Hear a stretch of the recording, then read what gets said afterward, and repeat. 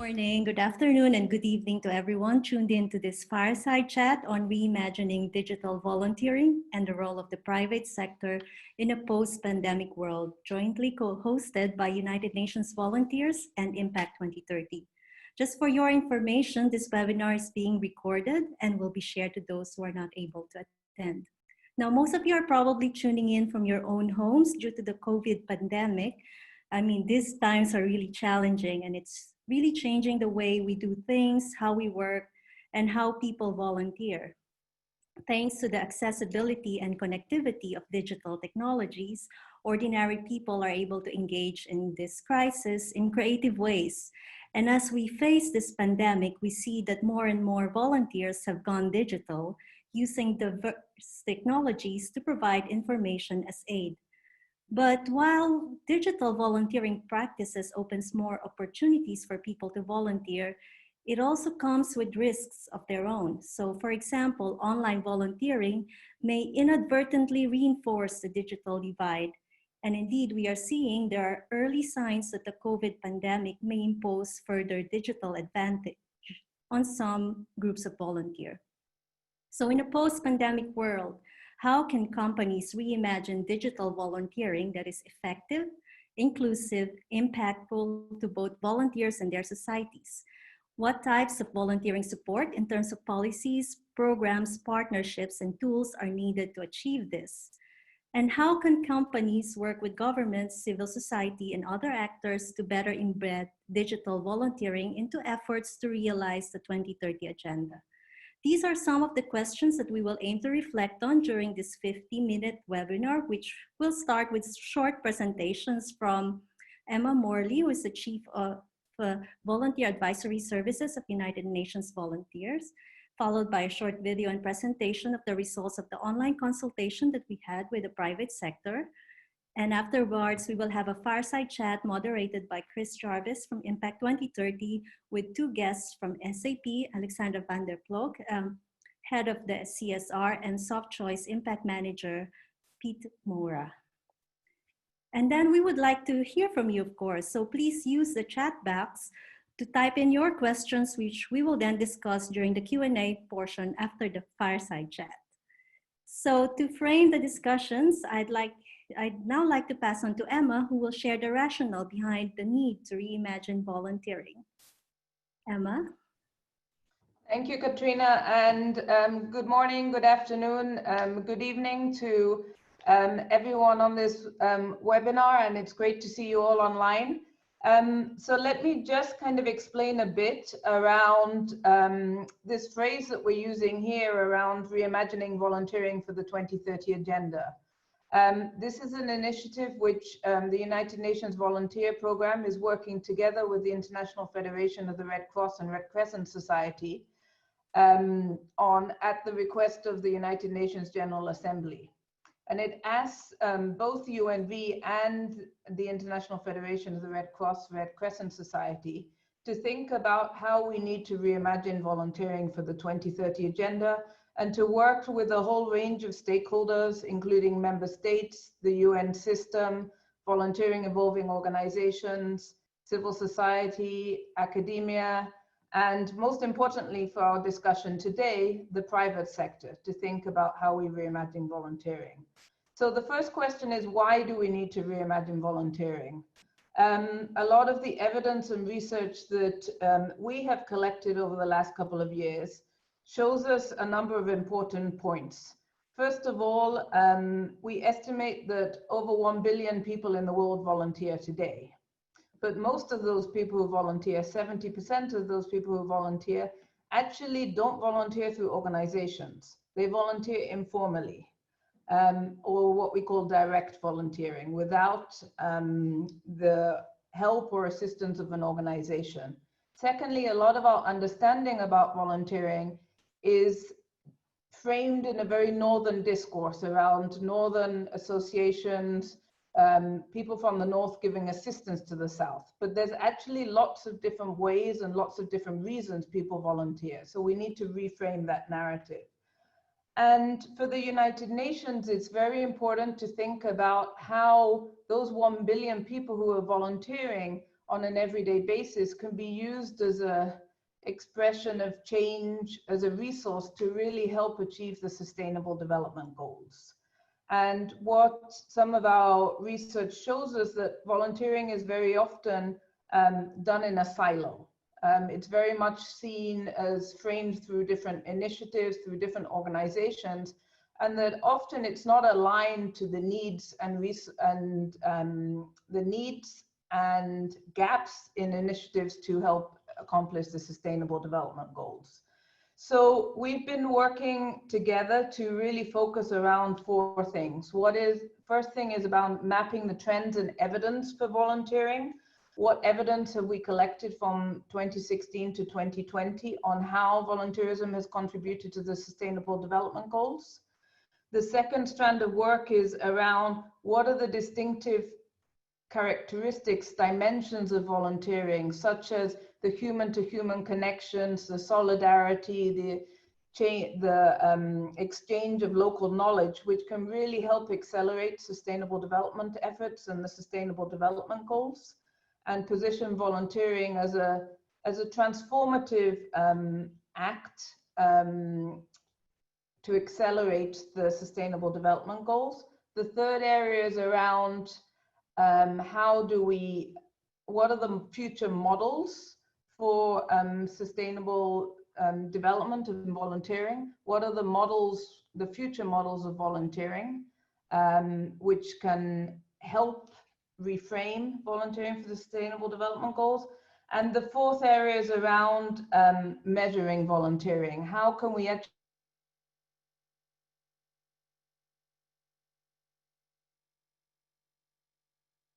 to sustainable development and the Sustainable Development Goals? How can we get a better idea of the scale and scope of volunteering? And so in this process, we've had a number of different initiatives. We've had member states submitting national situation analysis on their state of volunteering in their countries. We've had regional meetings which have been convened under the auspices of the UN Regional and Economic and Social Commissions. We've had a series of online consultations, including ones with youth, with the private sector, and these are all leading up to a global technical meeting on volunteering for the 2030 agenda, which we hope you can all join us in, which will take place between the 13th and 16th of July online. And we'll really start to look at in more detail some of these issues around the changes in volunteering, the evidence we've collected to date, and really have a conversation about how we reposition volunteering in the decade of action between 2020 and 2030 to accomplish the Sustainable Development Goals. And in the post-pandemic future that we are now confronted with, what does this next generation volunteering look like? And this is really important in the discussions today because, as Katrina started out saying, we're learning a lot from the COVID-19 response. We're learning a lot from the initiatives of the private sector. So really look forward to this discussion today. And I hope I haven't bored you all with a lot of UN jargon. Thank you. During the last month, we have been conducting consultation with the private sector. The main idea is to bring the voice of private sector partners into this global technical meeting, so we can also hear the experiences, but also the vision that they have when working with volunteers and supporting volunteers. This consultation is continuing today with this webinar.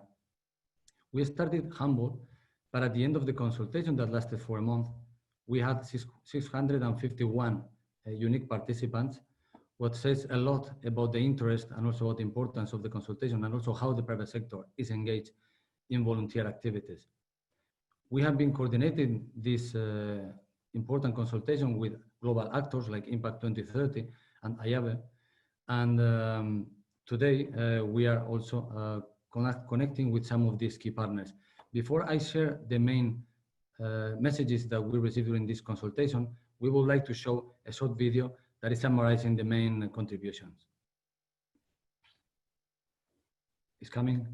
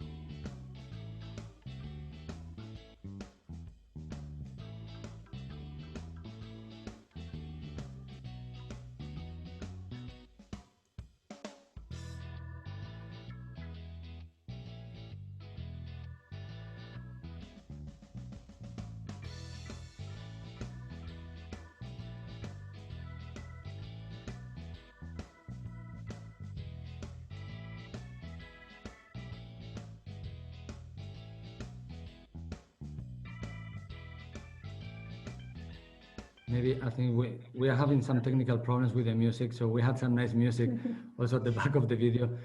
But maybe I will start also explaining a bit on the key messages while we see the end of this video. This is all thanks to the great contributions from many different partners that are based in all the regions in the world, from Latin America to Asia to Africa to Central Asia, Europe.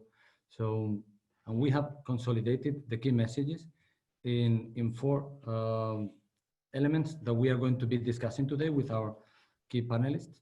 The first one is that virtual volunteering, online platforms have expanded and boosted up volunteer contributions. For instance, the UNV program had for 20 years run its online volunteering platform. And these days, we have proven that it was more important than ever, having volunteers from different regions of the world supporting not only in the response to COVID-19, but also in many other areas that are still very relevant to the work of the UN, but also to the work of civil society, private sector, and other organizations. The second one is that although virtual volunteering has proven to be very successful and important, also there are many things that can not be done virtually, and for those elements, nothing can substitute the human interaction, the social connection, and the social cohesion that generates. So these two elements are complementary. So here we will be discussing how virtual volunteering and on-site volunteering can complement each other in these coming years. For that, we receive clear messages that private sector has a key role in facilitating those spaces for both virtual and on-site, and also connecting skill-based volunteerism that is always associated also to these companies. And finally, the element of measurement volunteerism, how measurement methodologies are also considering and connecting the methodologies to the achievement of the SDGs. For that, also UNV with its partners is working closely. And we hope that also this webinar that is now conducted and moderated by our colleague Chris Jarvis from Impact 2030 will also help us to respond to some of these questions. Over to you, Chris. Awesome, great to be here with everybody. Thank you for having us on the call from Impact 2030. I'm here with two really cool colleagues, Alex Xander van der Ploeg. Took me 5 years to get that pronunciation right. And Pete Mora and he's disappeared from my screen here, but I'll find him. He's in Toronto, and he is the co-chair of the Impact Council of Toronto, Greater Toronto Area, that represents, I don't know, 30 or 40 companies. And then Alex,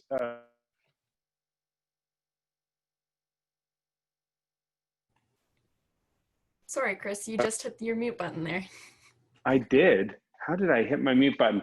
Should I start over? Did you guys hear my funny jokes? I had a pirate joke, and then I did a little shtick and a magic trick. Did you hear any of that? No?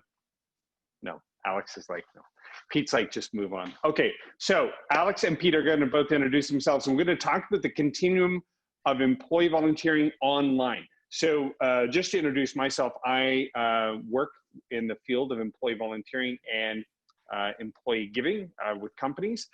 But my role here today is representing the Impact 2030. And I put a couple of links about Impact 2030 in the chat. I'll put them in there again so you can check it out later. But as I was saying, Pete is a co-chair of the Impact Council of Toronto, Canada.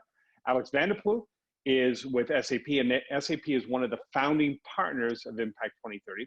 And they have both been working on a project or projects that enable employees to volunteer their time online within the focus of the emphasis of the company. And so that's probably the biggest difference between employee volunteering. There's this focus, there are resources that come with your employer, there's sort of an intent, versus my personal time volunteering online, which could be just whatever I'm mostly interested in. So we're going to dive right in. We've only had about 20 minutes for this. I want to get as much info out as possible. So let's do this. Pete, can you give us a quick overview of the project that you did with Soft Choice, like who you are, what Soft Choice is, and the project you did? Then we're going to get Alex. And on the other end of the spectrum, we're going to talk about a pretty big global program. Pete's is very duplicatable. Alex is a bit more logistically heavy, but it's kind of cool and impressive. And there's going to be some companies on this call who are going to want to duplicate it, steal it. She's laughing because she's like, oh my gosh, if you only knew. And that's not water in her glass, it's vodka. So she does better with that. Pete, can you kick us off? And then we'll go to Alex. And then we're going to go back and forth with a couple questions before we give it back to Katrina and Raphael. Thanks, Chris. So it's Pete coming to everybody from Toronto, Canada. I work for SoftChoice, North American technology kind of professional services organization serving the corporate sector. The project Chris is referring to is a lot of the work that we do around SDG 8, sort of the economic and employment opportunity goal. And just to I'll make it really tangible for everyone, and then if there's questions, throw them in the chat. So what we do is we used to do this in person, and obviously we're all remote right now. So we run a half-day event. We have 2 amazing partners that we work with in Canada, soon to add a few in the US. And so we work with skilled newcomers, we work with young people on social assistance, and kind of everyone in between, people who are really struggling to bridge the gap to career track employment in the tech sector, financial sector. And what we do is we spend a little bit of time talking about ourselves, but really this is a half day for the attendees. So we do a virtual discussion panel with hiring managers in the areas all of these candidates would be targeting for careers. We do one-on-one or sort of one-on-two virtual, let's say virtual mentoring, virtual coaching. So with Zoom, we're all using Zoom right now. Zoom has a breakout room functionality. So we'll take 30 clients, we'll take 20 employees, we'll virtually break everybody into rooms. We have a kind of a Q&A talk track for our employees, and it's a 15 or 20-minute conversation. I mean, this is people meeting people. And then we kind of wrap our day with a virtual Q&A with one of the directors from our HR team.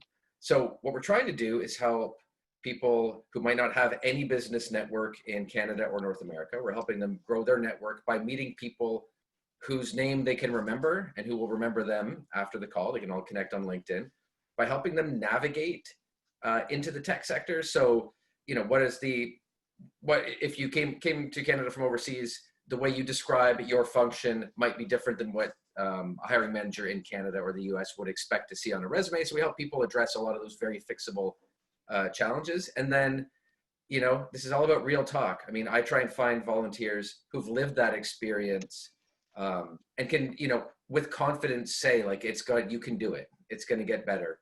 So we try and do all of those things, and it's about a 3-hour virtual event.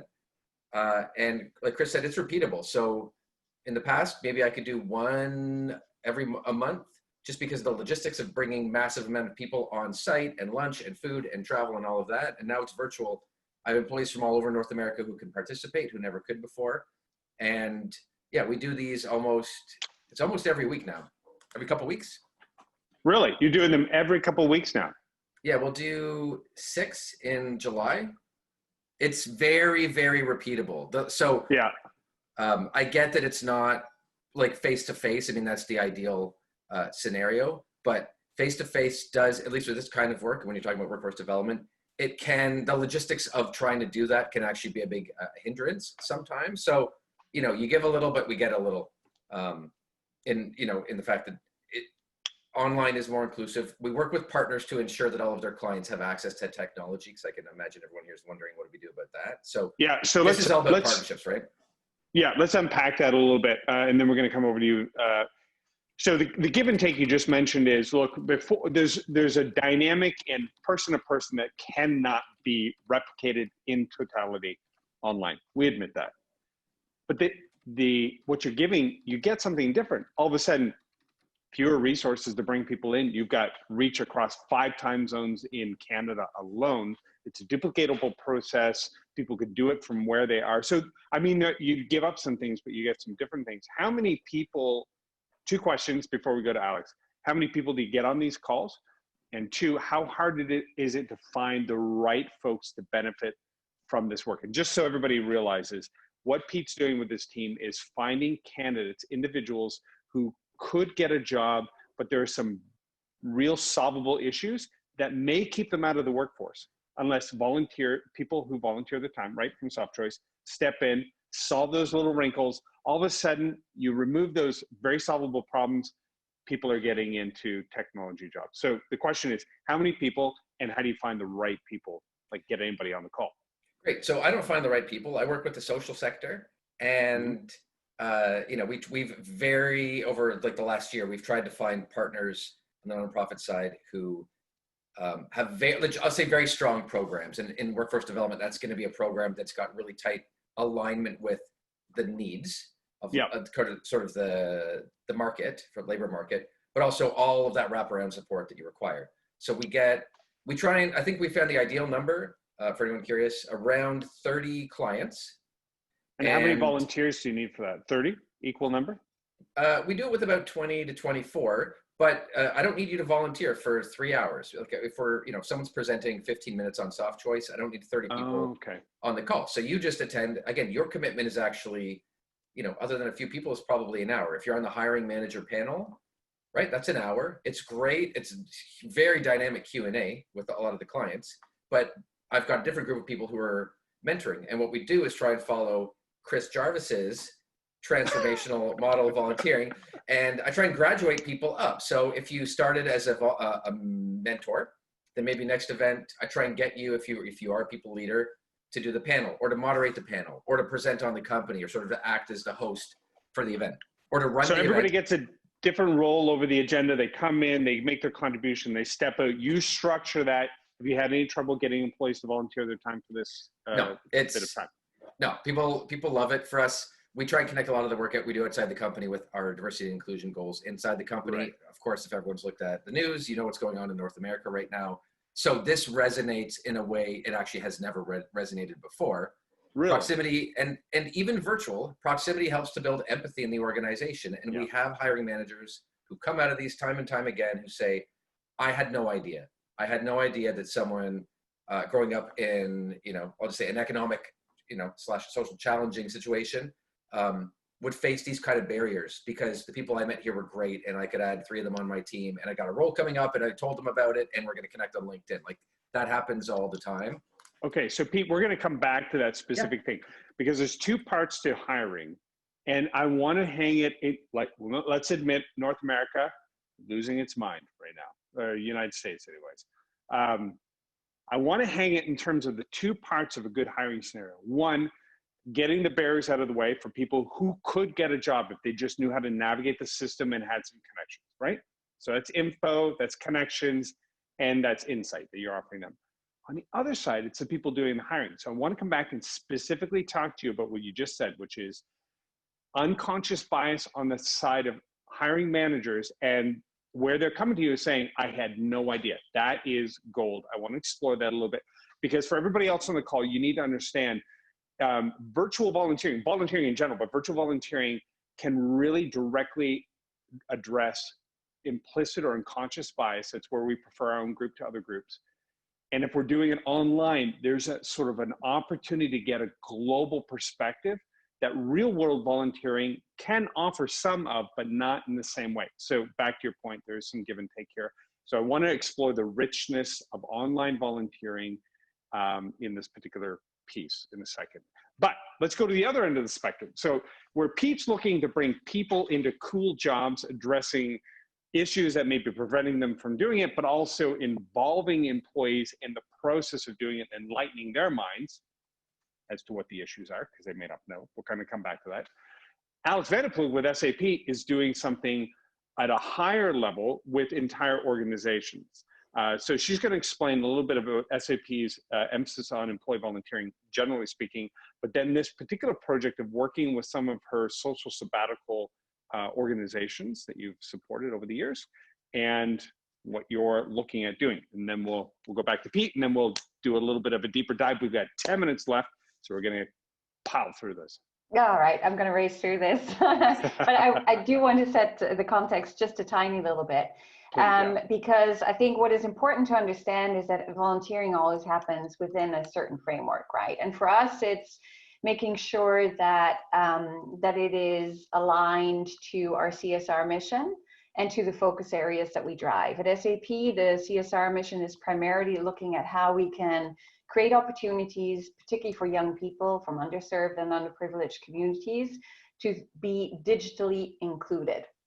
We know that about 60% of the world population today is not included in the digital economy, and that's a huge problem, and not just for the tech sector, but for many other industries as well. And that means we basically do primarily two things. We look at how we can build digital and 21st century skills in young people. And secondly, we look at how we can accelerate nonprofit organizations and social enterprises. The reason why we're focusing on this second area is because we know full well that we are not the drivers of social change, but there is incredible, innovative nonprofit organizations and social enterprises that are driving significant social innovations and that are the absolute experts. So just as we as a company are helping other companies to be running at their best, what we do on the other side, on the social sector side, is try to do exactly the same thing. Help nonprofits and social enterprises set themselves up in such a way that they can maximize the impact that they can have in the communities that they serve. I highlighted that a little bit because everything that we do around volunteering is tied to that. So for the most part, particularly our skills-based and pro bono volunteering is set up in such a way that we support the implementation of our signature initiatives and partnerships. So it's sort of like an activation and an enablement of our programs and our partnerships.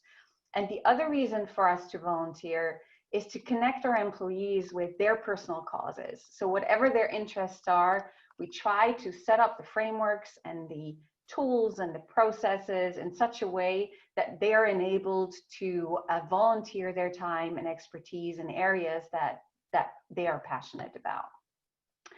Having said all of that, what we have done in the last 8 years is set up pretty significant on-site volunteering programs to support capacity building for nonprofit organizations and social enterprises. And that sort of runs under the header of the social sabbatical. And what we do there is we bring teams of SAP employees to organizations. They immerse themselves in these organizations and help them solve strategic challenges for a longer period of time. Now, as you can imagine, COVID-19 hits, it's on hold, it's on pause. This is one of our most successful programs, it's one of our most unique programs, and it hurts that not just from an SAP perspective that we cannot provide this kind of experience to SAP employees, but more from a social impact perspective, because we're suddenly not able to bring all these teams of incredible SAP employees to organizations and help them, especially in these trying times. So already last year, we started thinking about how do we overcome the limitations of on-site volunteering in a setting like this? Because obviously you need significant resources to set up programs like this. Bringing this online and virtual takes away a lot of the resource questions that you have, right? And you might be able to scale much further and faster than you would be if you did it on-site. With COVID-19, all of that obviously got accelerated. And we're in the middle of piloting a new pro bono skills-based volunteering program where we're looking for, particularly for social enterprises at the moment, that have a very specific issue and challenge that they would like us to work with on, basically. So we scope the project out together with them. We find volunteers on our end, we match them up, but in a virtual setting, they then work together to work on a very, very specific project. It's very targeted because obviously, as was said before, there's certain things that need to happen, you know, in building trust and things like that is harder to do virtually. But nevertheless, if you target it enough and if you're specific enough, there's an incredible amount that you can do for organizations. We're in the middle of piloting that, and I'm just stressing that because my colleague who runs this program, I think she gets annoyed with me because I keep putting the brakes on, because I keep saying, okay, everybody's asking us about this program. Everybody wants to use it. Everybody wants to sort of expand it, but we're not ready because we still need to learn how this actually works. Because the key thing here is we still need to drive value, right? We can't just volunteer for volunteer's sake. And especially if we don't have time to build trust, we need to make sure that the organizations on the other end understand that we're genuine, that we're sincere, that we're committed, and that we're especially committed to delivering impact. And that's why we're sort of being cautious with how fast we're expanding and accelerating this. So Alex, you're building on top of a very successful social sabbatical program. How long has that been going at SAP? That was 2012, so we're almost into 10 years now. Yeah. 10 years. Now that's a big investment, a smaller group of people, but the impact is also bigger. So it kind of goes into a concentrated group of people. You send them in different parts of the world. They're there for 4 to some odd number of weeks, Yeah. right? They invest in the capacity. And now you've got this group of nonprofits that you've been working with for 10 years. Yeah. And you're asking the question, could we take it to the next level? Because your ambassadors are fanatics, right? Yeah. For helping and investing in the community. So you've got the audience within SAP, they've got the experience, they feel good about it. You've got the organizations that you've been working with that you can build on that existing trust. What's the end game? So they go back in, they build the capacity of these organizations, then what?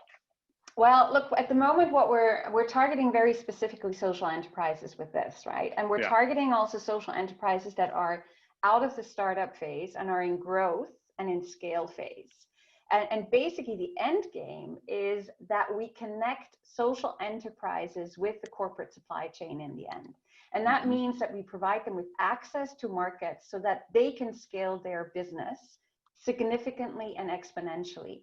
I mean, anybody who knows anything about social enterprises knows that one of the key challenges that they're facing is, you know, getting enough market and getting enough buyers for their products and services, so that in turn, they can maximize on the social mission that they have set for themselves.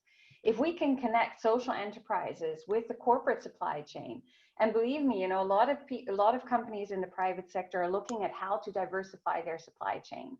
If we can make them understand that social enterprises are a significant part in diversifying your supply chain, you're suddenly investing a dollar amount into social issues that you cannot replicate with philanthropic money.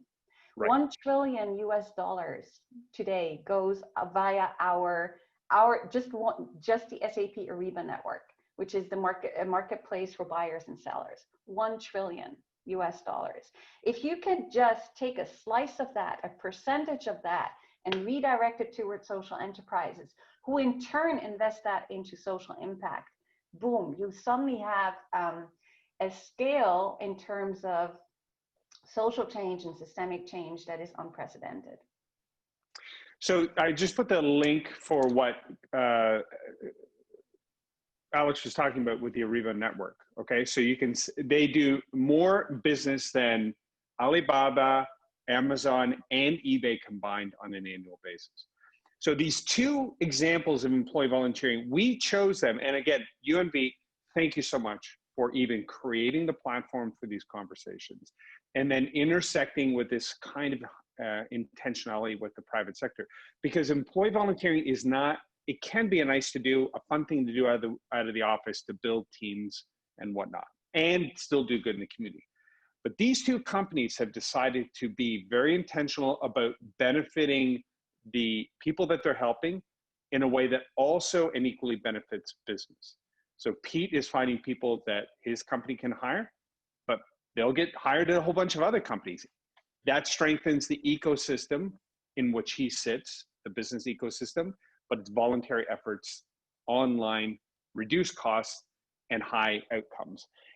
On the other hand, SAP's taken an organizational approach instead of individuals. They do some work with individuals, obviously, but they've taken an organizational approach and they're bringing them not to a new job, but to being included in a supply chain.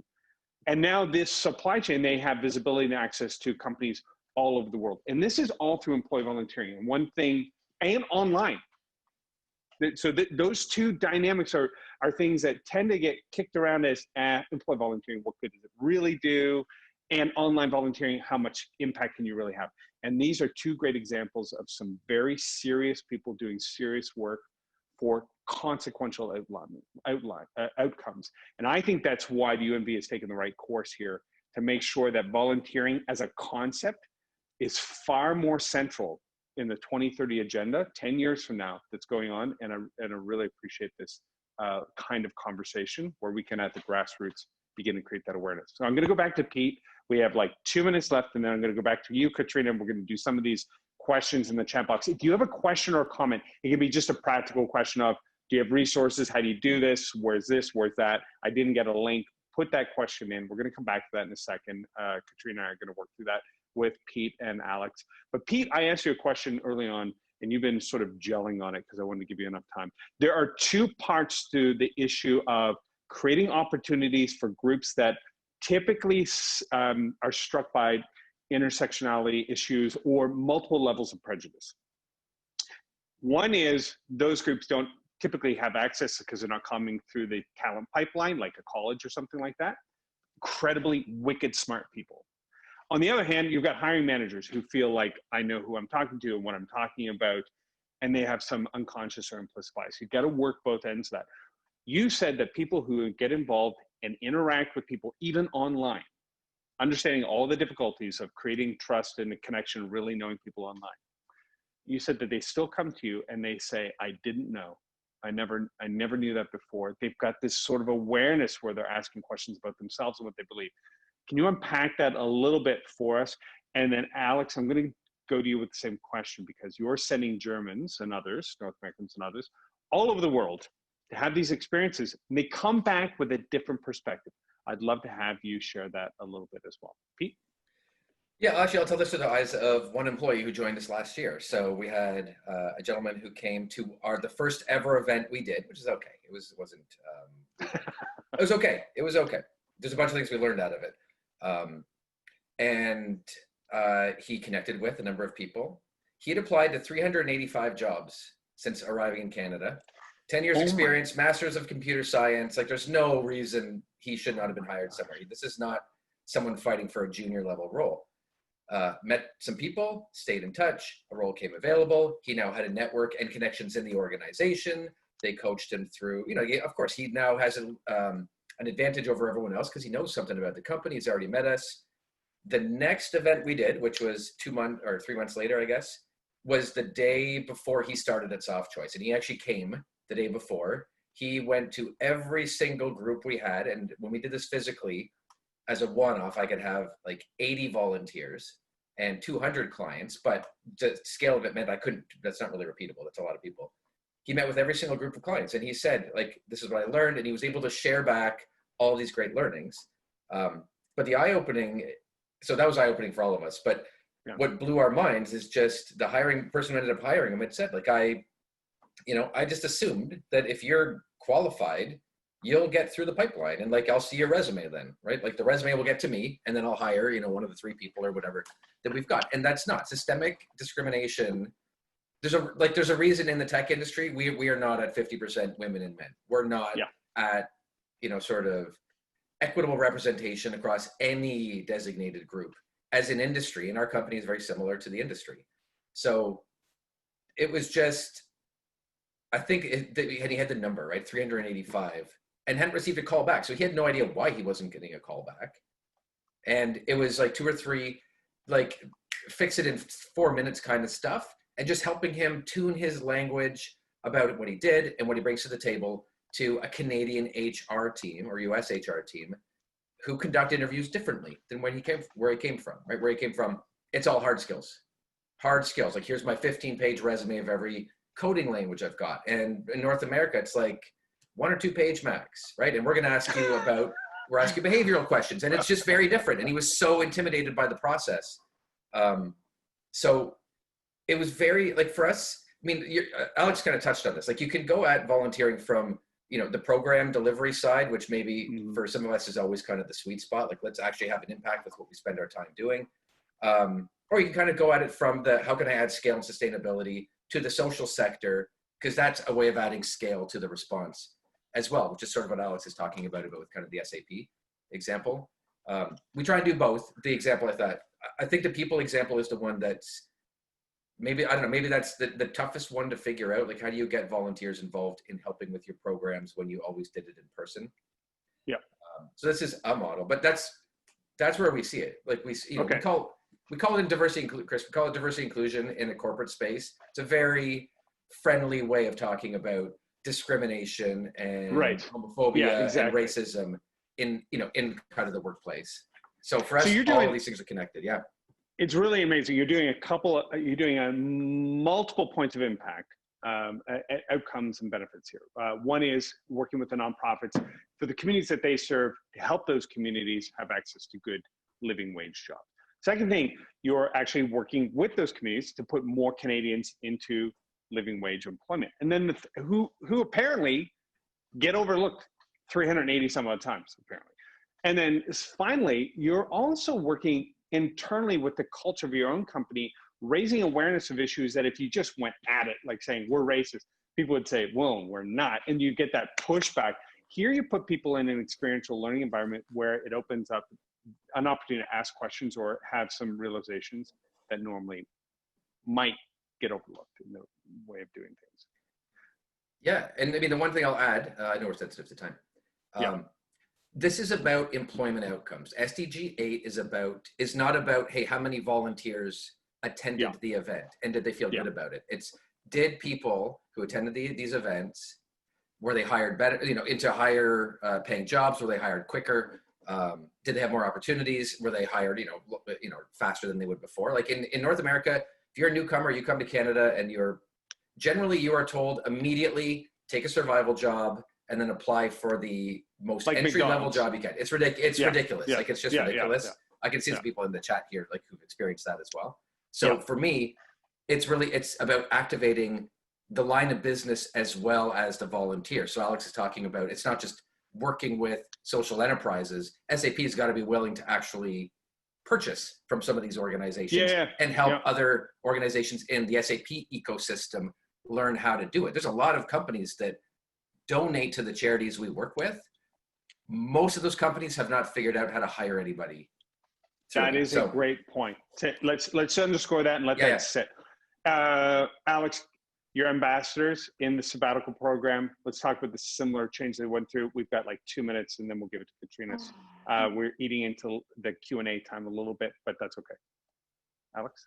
Yeah, so I mean, you were talking about Germans, but actually the teams in the social sabbatical could not be more diverse. In any given social sabbatical team, which is typically a team of 12, we have 9 to 10 different nationalities represented. We have 5 generations in those teams. So starting from 23, 24, all the way up to early 60s.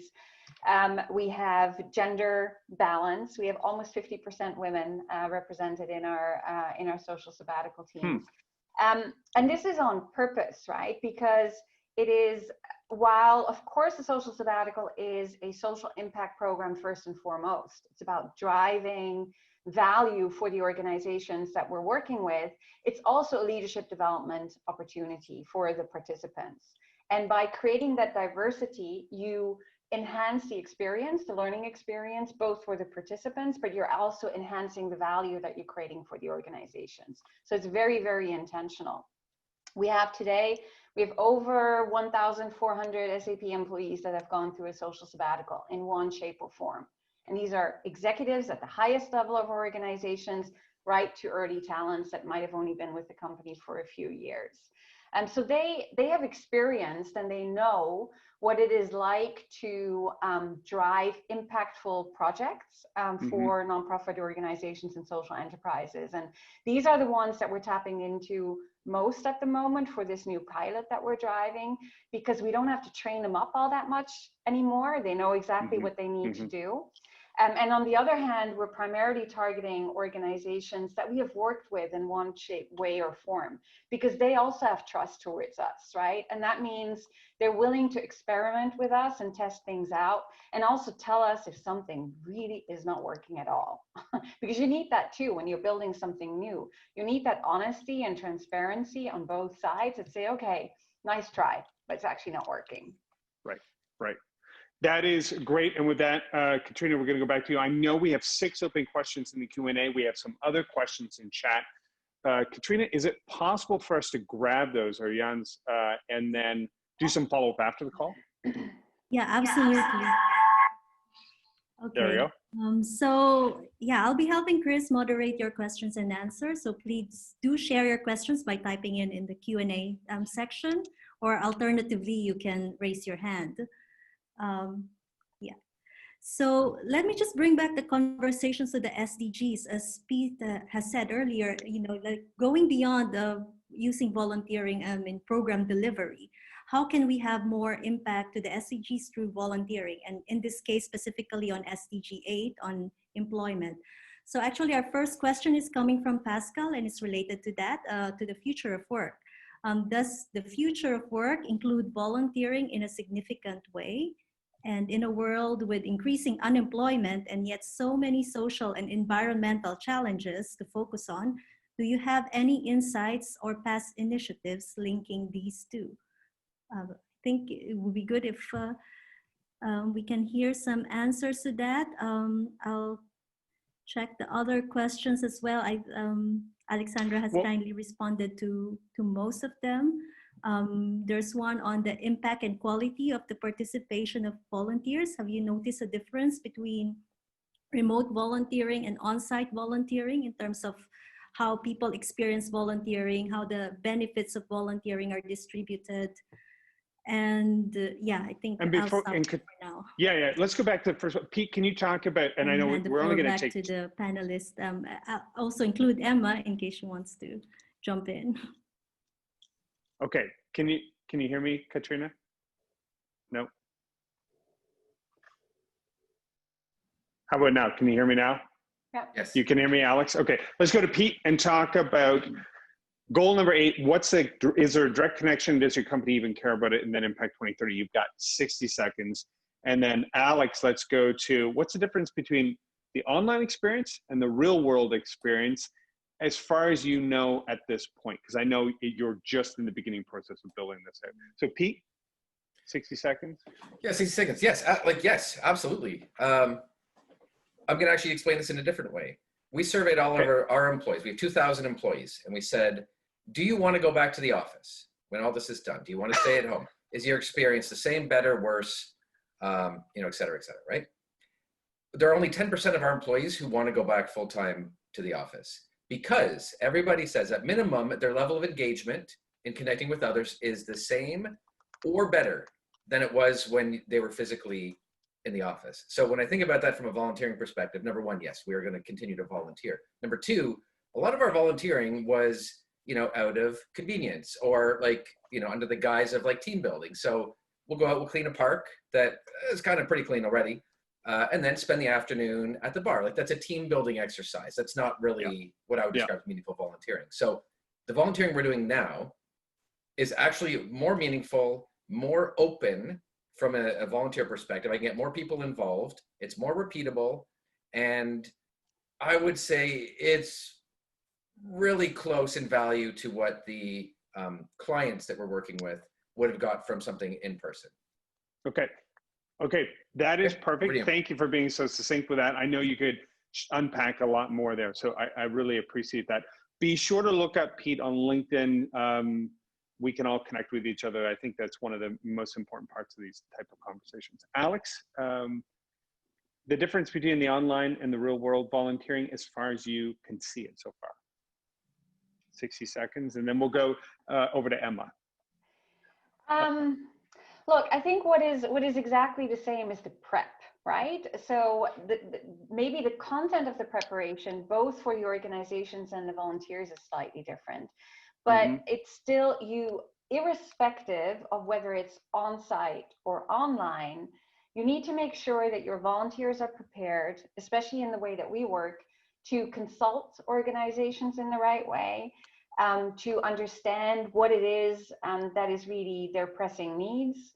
And on the organization side, the same kind of work needs to go into scoping projects, irrespective of whether it's on-site or online. And honestly, if we can figure that out, right, particularly on the scoping of the project side, if we can figure out how we can do that virtually and online in the best possible way, then we will have removed a significant hurdle.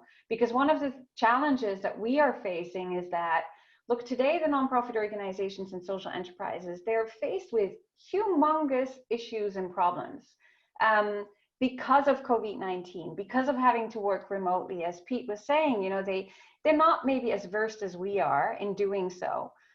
So suddenly you have to change your programs, You might not be able to reach your beneficiaries anymore. And on top of that, now you also have all these wonderful companies that come to you, say, we want to virtually volunteer with you, and you have no idea how to get started. So helping the scoping, helping them figure out what is their crucial need, how do you pack that into sizable chunks of work that can then be delivered by volunteers, that is absolutely significant. And if we can crack that nut, then we can scale pretty rapidly.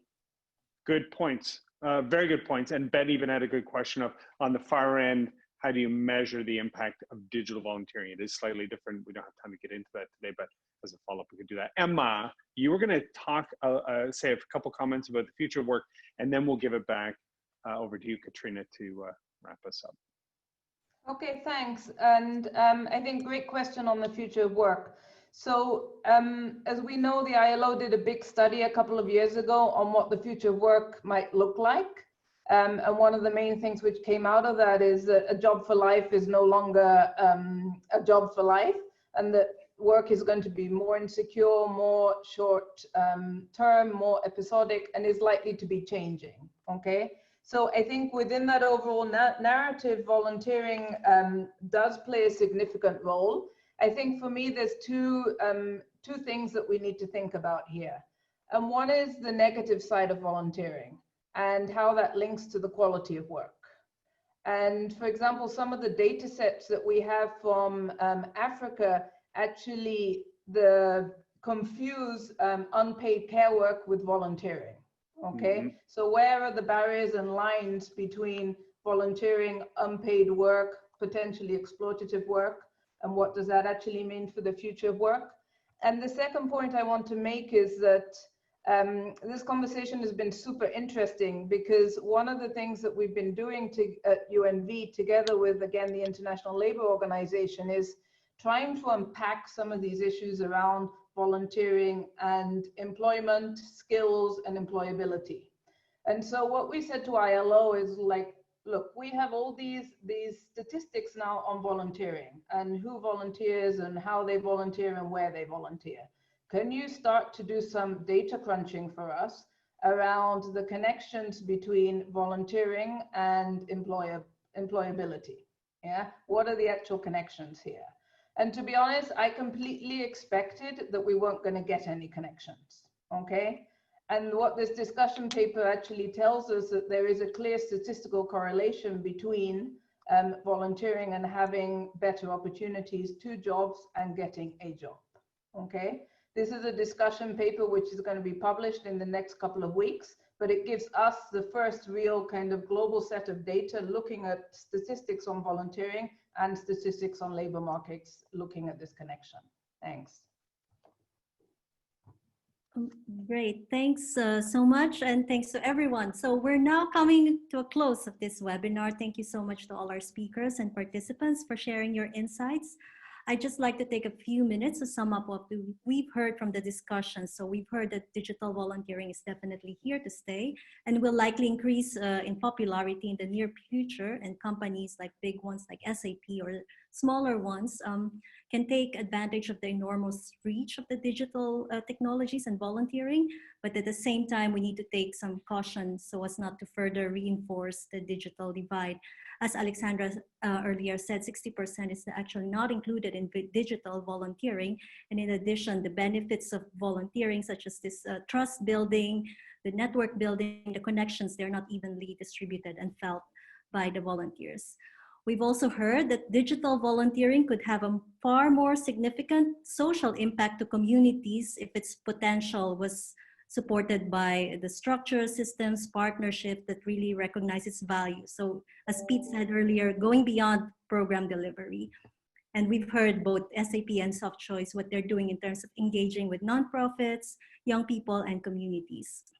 So yeah, these are just some of the key takeaways. We'll definitely share the recording with you and answer some more of the questions and keep this engagement going. I definitely hope that we could continue this discussions. As Emma also mentioned earlier, we will be having the Global Technical Meeting on Reimagining Volunteering for the 2030 Agenda, which will provide a space to advance these discussions and debates on how volunteering can really be a more transformative force for the Sustainable Development Goals. We really hope that you can join us.